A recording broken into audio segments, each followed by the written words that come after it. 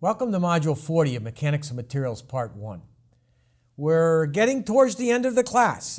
We just concluded strain transformation, measuring strains, and we looked at generalized Hooke's law for isotropic materials.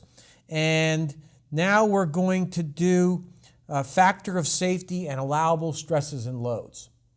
And so the learning outcome today is to go back and describe the differences between analysis and design, and then define something we call the factor of safety and list typical values for the factor of safety. So recall all the way back to my first course, Introduction to Engineering Mechanics, and as we went along, we said, what do engineers do? Well, engineers take what scientists describe and apply that and to fulfill a human need. So the engineer creates what never was.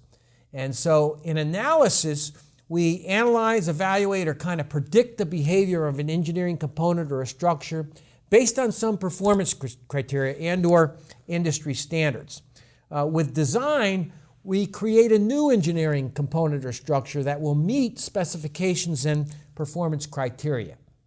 And so when we create this new engineering component or structure that meets performance criteria, we want to build in some factor of safety so we don't have failure. And we want the device or the structure to perform as desired.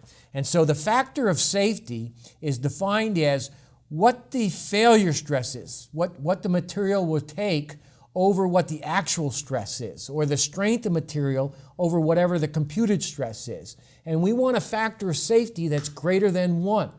So that we don't experience failure. And so the design criteria is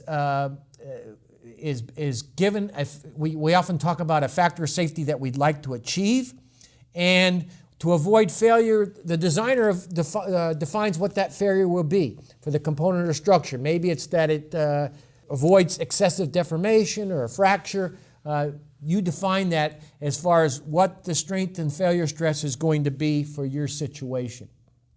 And so typical values for factors of safety in buildings, greater than or equal to 2, automobiles greater than or equal to 3, a little lower for aircraft or spacecraft. In those cases, we want to go with a little lower factor of safety so that we have less material reduce the weight of our engineering device. Boilers and pressure vessels, failure of those could be catastrophic, and so we have very high safety factors or factors of safety. Lifting of equipment and hooks, again, can cause catastrophic failure if they, catastrophic results if they fail, so we have very high factors of safety typically. Bolts also have very high factors of safety. In general, we use higher factors of safety for brittle materials, because for a brittle material, it doesn't yield a lot. And so when it gets ready to go, it's going to have a catastrophic failure. We can use a lower factor of safety when we're using materials for which the properties are well known. So there's very little uncertainty about when the material will break.